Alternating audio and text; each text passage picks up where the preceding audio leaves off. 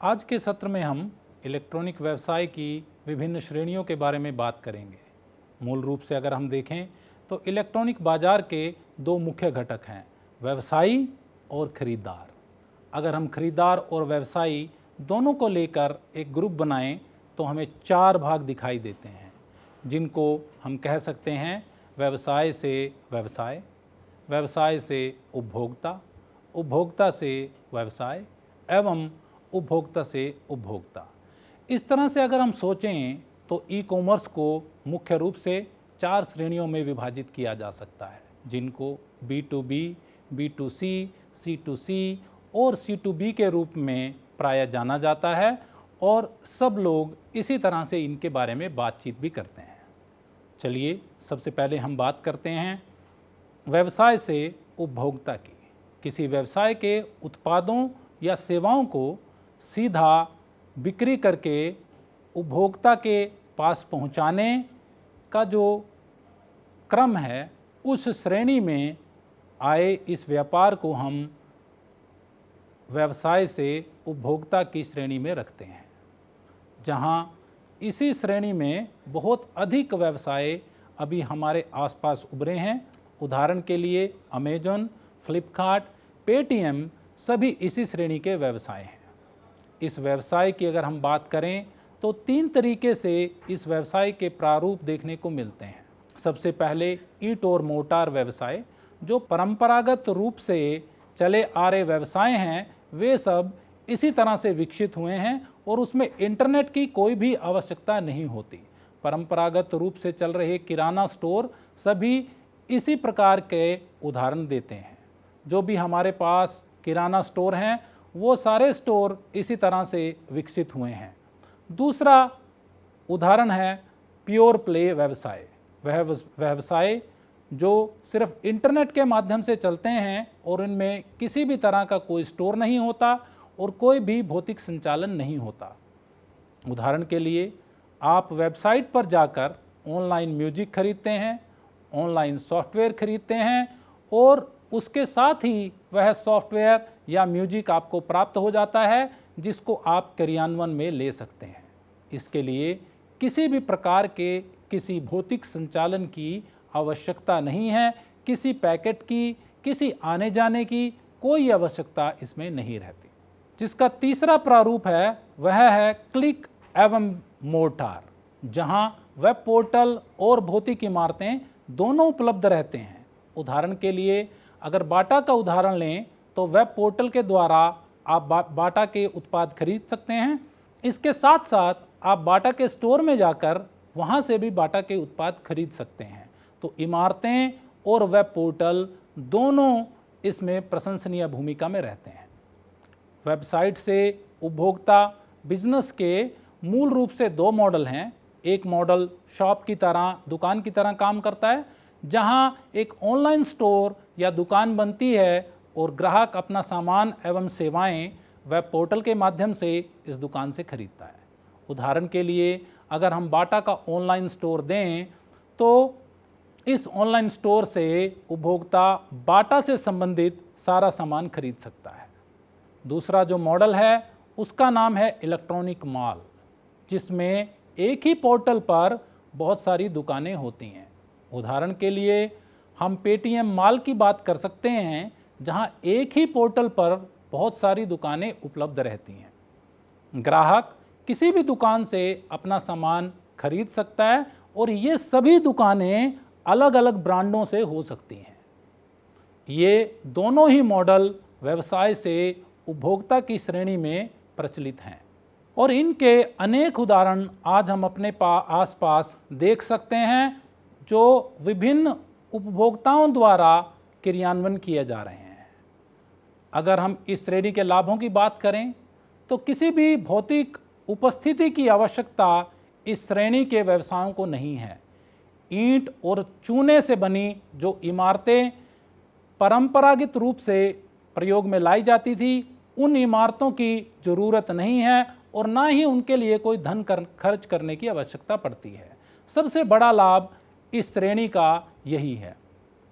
दूसरा लाभ है कि ग्राहकों एवं आगंतुकों से डेटा को इकट्ठा किया जा सकता है और इस डेटा का विश्लेषण करने से आप न केवल अपने व्यवसाय के बारे में जान सकते हैं बल्कि अपने ग्राहकों के बारे में भी बहुत सारी जानकारी प्राप्त कर सकते हैं।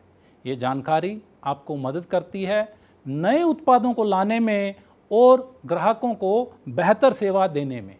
इससे पहले जब इलेक्ट्रॉनिक व्यवसाय नहीं थे तब व्यापारी लोग तरह तरह के सर्वे और सर्वेक्षण करते थे और इस कार्य का लाभ लेते थे। इसके साथ ही आज जब यह डाटा आसानी से मिल जाता है तो व्यवसायों के लिए इससे संबंधित कार्य करना बहुत ही आसान हो गया है। इसके साथ ही व्यवसायों की संख्या में अभूतपूर्व रूप से वृद्धि हुई है, क्योंकि आज का व्यवसाय किसी भी विशेष समय, विशेष स्थान के लिए बाध्य नहीं है और कहीं पर भी बैठकर आप अपना व्यवसाय शुरू कर सकते हैं एवं ग्राहकों को जोड़ सकते हैं। जैसा कि हम जानते हैं कि किसी भी व्यवसाय के लिए मार्केटिंग प्रणाली बहुत ज़्यादा अहम योगदान रखती है। B2C ई कॉमर्स के साथ हम अपनी मार्केटिंग प्रणाली को अच्छे तरीके से निजीकृत कर सकते हैं। इसके लिए जो प्रक्रिया है वो इलेक्ट्रॉनिक माध्यमों से बहुत ज़्यादा आसान की जा सकती है। विशेष रूप से सेगमेंट बनाए जा सकते हैं और अपनी मार्केटिंग को ज़्यादा शक्तिशाली रूप में प्रदर्शित किया जा सकता है, जिससे निश्चित रूप से व्यवसाय लाभ की ओर अग्रसर होते हैं। अगली श्रेणी की ओर चलते हैं। जब हम बात करते हैं व्यवसाय से व्यवसाय या B2B के बारे में, यह ई कॉमर्स की वह श्रेणी है जहां एक व्यवसाय दूसरे व्यवसाय के साथ वाणिज्यिक लेन देन करता है। इन व्यवसायों को ऑनलाइन माध्यम से विभिन्न पोर्टलों द्वारा पेश किया जाता है। मूल रूप से इसका लाभ थोक के खरीदारों एवं विक्रेताओं को मिलता है जो काफ़ी बड़ी संख्या में सामान खरीदते हैं। B2B की अगर हम बात करें तो Alibaba.com, जो चीन का एक बड़ा वेब पोर्टल है, दुनिया का सबसे बड़ा उदाहरण है। इसके साथ ही अगर हम भारत की बात करें तो IndiaMart.com ने इस व्यवसाय के श्रेणी में अपनी एक विशेष पहचान बनाई है और अपना एक नया उदाहरण पूरे भारतवर्ष के सामने प्रस्तुत किया है। आइए IndiaMart.com की वेबसाइट पर चलते हैं। हम देख सकते हैं कि इंडिया मार्ट लिखता है India's largest online B2B market place. सबसे बड़ा मार्केट प्लेस है भारत का, जिसमें आप विभिन्न प्रकार के उत्पादों को थोक के भाव में खरीद सकते हैं, चाहे वह मेडिकल का ज़रूरी सामान हो, फार्मास्यूटिकल, हाइजीन या व्यक्तिगत उपभोग से जुड़े साजो सामान हो, अस्पतालों से संबंधित सामान हो, पैकेजिंग का मटेरियल हो या खाने पीने का सामान हो। इसके साथ साथ यातायात से संबंधित सेवाएं यहाँ पर उपलब्ध हो सकती हैं। विभिन्न प्रकार के इलेक्ट्रॉनिक्स और मशीनरी से जुड़े सामान यहाँ पर खरीदे जा सकते हैं और आप देखें इस पोर्टल के माध्यम से आप सारे विक्रेताओं से बातचीत कर सकते हैं। उनके टेलीफोन नंबर, उनके ईमेल इस पोर्टल पर उपलब्ध रहते हैं, तो आप उनसे बात कर सकते हैं, उनसे कोटेशंस भी आप प्राप्त कर सकते हैं। किस मूल्य में आपको सामान उपलब्ध होगा, कैसे उपलब्ध होगा, ये सारी जानकारी आपको यहाँ से मिल सकती है।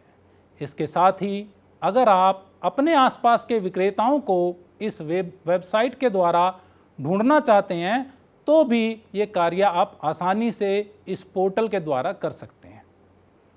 आप आज के इस समय में अगर इमारत बनाने का सामान भी ढूंढ रहे हैं या उससे जुड़े औजार और अलग अलग तरह के रसायन ढूंढ रहे हैं, वो सब भी आप इंडिया मार्ट के पोर्टल से आसानी से उपलब्ध करवा सकते हैं। अगर आप किसी विशेष ब्रांड की खोज कर रहे हैं, वो भी यहाँ पे उपलब्ध होगा और आप देख सकते हैं कि बहुत सारे ब्रांड यहाँ पे अलग अलग नाम से उपलब्ध हैं जो आप इस IndiaMart.com के द्वारा उपलब्ध करवा सकते हैं।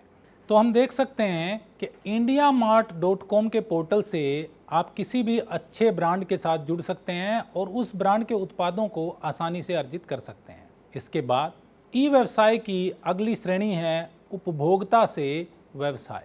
यह श्रेणी पारंपरिक व्यवसाय प्रणाली के बिल्कुल विपरीत है, जिसमें आमतौर पर अंतिम उपभोगकर्ता माने जाने वाला व्यक्ति या उसके संगठन व्यवसायों द्वारा उपयोग की जाने वाली सेवाओं का विकास करते हैं, व उनको बेचते हैं। फॉर उदाहरण के लिए Priceline.com C2B ई बिजनेस मॉडल का एक अच्छा उदाहरण है। ग्राहकों के अधिक सुविधा और कम कीमतों की इच्छा के कारण पिछले कुछ वर्षों से C2B ई बिजनेस की मांग काफ़ी बढ़ी है। उपभोक्ता से व्यवसाय यह ऐसा व्यापार मॉडल है जिसमें उपभोक्ता मूल्य बताते हैं और व्यवसाय उस मूल्य का उपभोग करते हैं। उदाहरण के लिए, जब कोई उपभोक्ता समीक्षा लिखता है या कोई उपभोक्ता एक नए उत्पाद विकास के लिए उपयोगी विचार देता है, तो वह उपभोक्ता व्यवसाय के लिए एक नया मूल्य पैदा करता है, नया वैल्यू एडिशन करता है। TripAdvisor.com पर लिखे समीक्षा इसका एक बहुत अच्छा उदाहरण प्रस्तुत करते हैं, जिसका उपयोग होटल अपनी सेवाओं को बेहतर बनाने के लिए कर सकते हैं। इसी तरह से अगर हम उदाहरण देखें Priceline.com का, तो वहाँ पर एक कोई भी उपभोक्ता किसी विशेष सामान के लिए अपना मूल्य बता सकता है, तो उस मूल्य के प्रति सामान C2B व्यवसाय द्वारा दिया जाता है। इसी श्रेणी में एक नई चीज़ जो सामने आती है वो है उल्टी नीलामी। जब खरीदार किसी उत्पाद या सेवा को खरीदने के लिए सबसे कम बोली वाले विक्रेता का चयन करता है। वस्तुओं एवं सेवाओं की खरीदारी के लिए सरकारी संस्थाओं द्वारा किए गए इलेक्ट्रॉनिक टेंडर इसका सबसे बड़ा उदाहरण है। इस टेंडर में हम क्या करते हैं? इस टेंडर में हम सामान की एक बड़ी लिस्ट दे देते हैं, उसके विभिन्न प्रारूपों का जिक्र कर देते हैं और फिर पूछते हैं कि कौन ऐसा व्यवसाय है जो इसको कम से कम कीमत पर उपलब्ध करवाए। जो कम से कम कीमत पर उपलब्ध करवाता है उसी से सामान खरीदा जाता है, तो इसलिए इसको हम उल्टी नीलामी कहते हैं। अब जो अंतिम श्रेणी है उपभोक्ता से उपभोक्ता, यह वो संबंध है जहां विक्रेता और खरीदार दोनों ही उपभोक्ता हैं और व्यवसाय नहीं है। उपभोक्ता से उपभोक्ता बाजार ग्राहकों को एक दूसरे के साथ बातचीत करने की अनुमति देता है और एक दूसरे के साथ व्यावसायिक संबंध बनाने का एक नया मौका देता है। OLX.com इसका एक बहुत अच्छा उदाहरण है, जहां पर आप अपने पुराने सामान को बेच सकते हैं।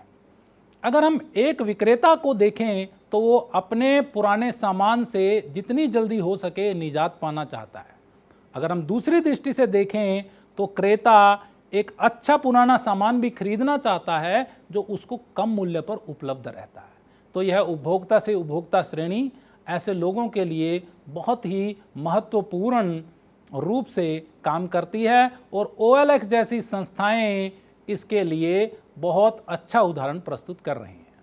इसी श्रेणी में उपभोक्ता से उपभोक्ता रूपी बहुत सारे समुदाय हमारे सामने आए हैं, जिनको हम C2C कम्युनिटीज़ के नाम से प्रायः जानते हैं। सबसे विशेष रुचि के समुदाय, जिसे कोई आदमी गोल्फिंग कर रहा है, कोई टिकट इकट्ठा कर रहा है, ऐसे विशिष्ट विषयों पर एक दूसरे से लोग बात करते हैं। अगर हम देखें तो इसी तरह से संबंधों के समुदाय सामने आए हैं, जिसमें लोग कुछ जीवन के अनुभव साझा करने के साथ एक दूसरे के साथ आते हैं, जैसे कैंसर के रोगी, वरिष्ठ नागरिक, कार उत्साही और बाइकर्स।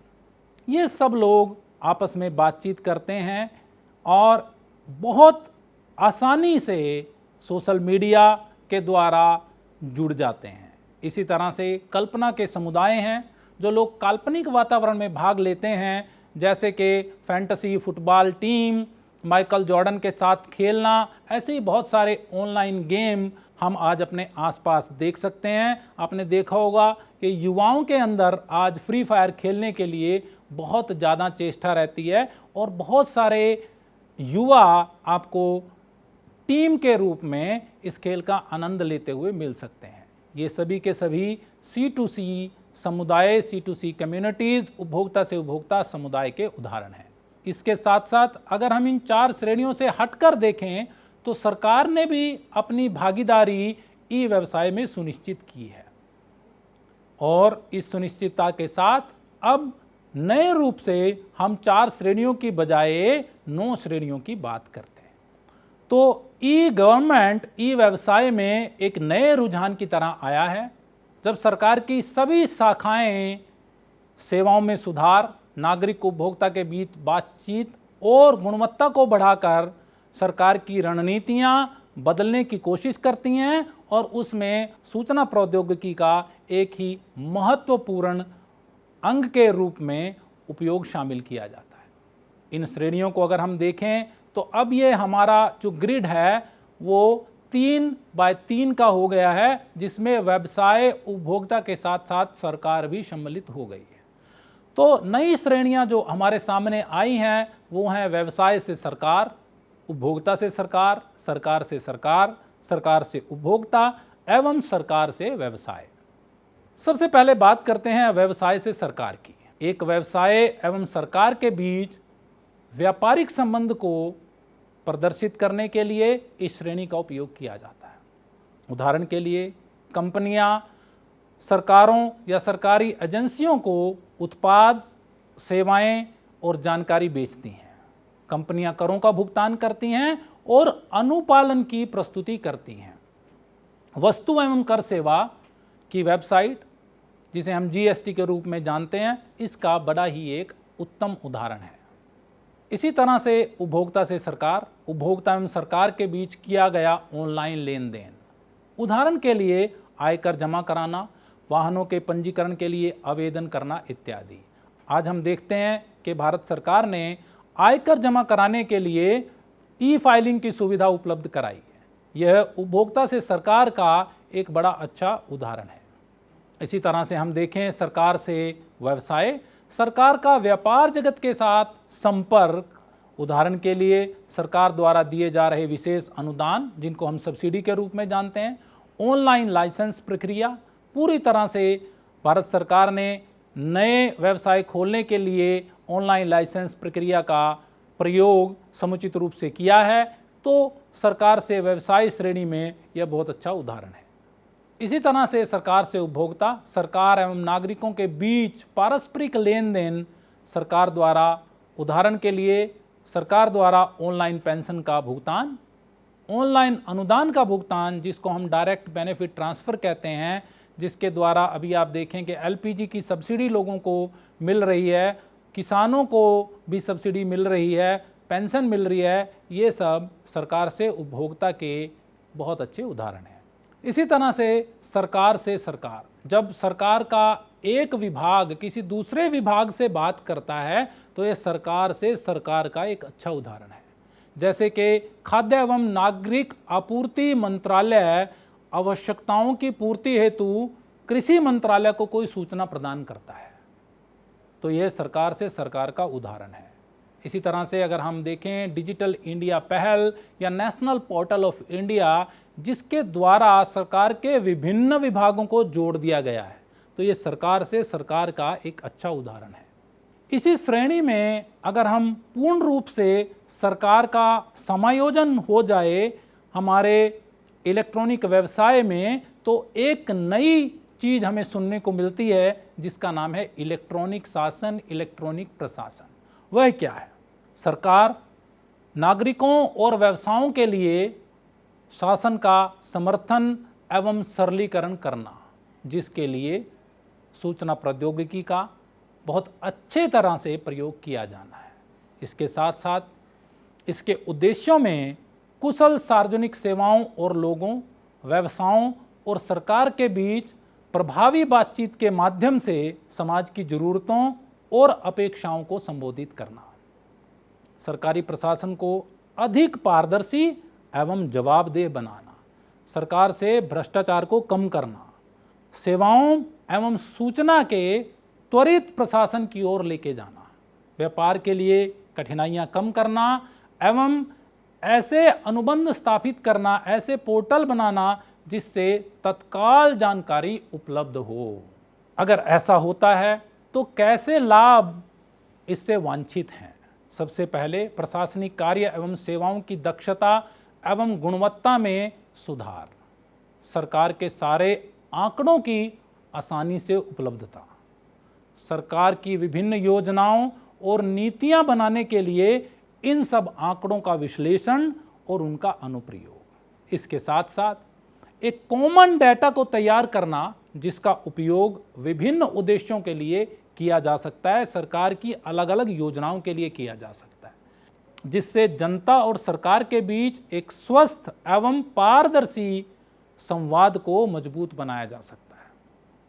सुशासन के लिए एक महत्वपूर्ण कदम सरकार की प्रक्रियाओं को सरल बनाना, ताकि पूरी प्रणाली को पारदर्शी बनाकर तीव्र किया जा सके और ई गवर्नेंस के माध्यम द्वारा प्रशासन के सभी लोगों को लाभान्वित किया जा सके।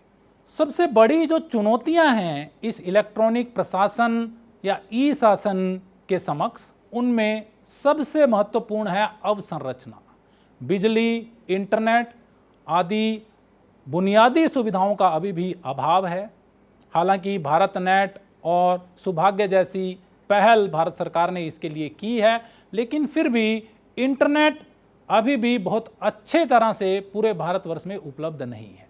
इसके साथ साथ लागत। जब भी हम ई प्रशासन की, इलेक्ट्रॉनिक प्रशासन की बात करते हैं तो जो भी इसके लिए उपाय किए जाते हैं उनके लिए बहुत लागत खर्च करनी पड़ती है। भारत जैसे विकासशील देश में ई गवर्नेंस पहल के क्रियान्वयन में परियोजनाओं की लागत बहुत ही बड़ी बाधा के रूप में सामने आई है। तो ये एक बड़ी चुनौती है सरकार के समक्ष इसको लेना। इसके साथ साथ गोपनीयता एवं सुरक्षा, जिसको हम प्राइवेसी और सिक्योरिटी बोलते हैं, डेटा लीक होने के मामले में ई गवर्नेंस के प्रति लोगों के विश्वास को खतरे में डाल दिया है। इसलिए ई गवर्नेंस परियोजनाओं के क्रियान्वयन से सभी वर्गों के लोगों के हितों की सुरक्षा के लिए बड़े मानक और प्रोटोकॉल्स की ज़रूरत है, जिसकी वजह से लोगों के मन में हमेशा एक डर बना रहता है। इसके साथ साथ डिजिटल डिवाइड एक बहुत बड़ी चुनौती के रूप में सामने आया है। इलेक्ट्रॉनिक प्रशासन सेवाओं का लाभ उठाने वाले और इन सेवाओं से वंचित लोगों की संख्या में एक बहुत बड़ा अंतराल है। डिजिटल विभाजन जनसंख्या में अमीर गरीब, पुरुष महिला, शहरी ग्रामीण आदि अनेक क्षेत्रों में देखा जा सकता है। कहीं पर तो इंटरनेट बहुत ही अच्छी स्पीड में उपलब्ध है और कहीं पे इंटरनेट अभी पहुंचा ही नहीं है, जिसकी वजह से समाज के विभिन्न वर्गों के बीच एक डिजिटल डिवाइड हो गया है। इस डिजिटल डिवाइड के चलते सबको एक जैसी सेवाएं उपलब्ध करवाना बहुत ज़्यादा मुश्किल हो गया है। तो इस अंतर को कम करने की आवश्यकता है, इसको पाटने की आवश्यकता है, तभी ई गवर्नेंस के लाभ समान रूप से उपयोग किए जा सकते हैं। धन्यवाद।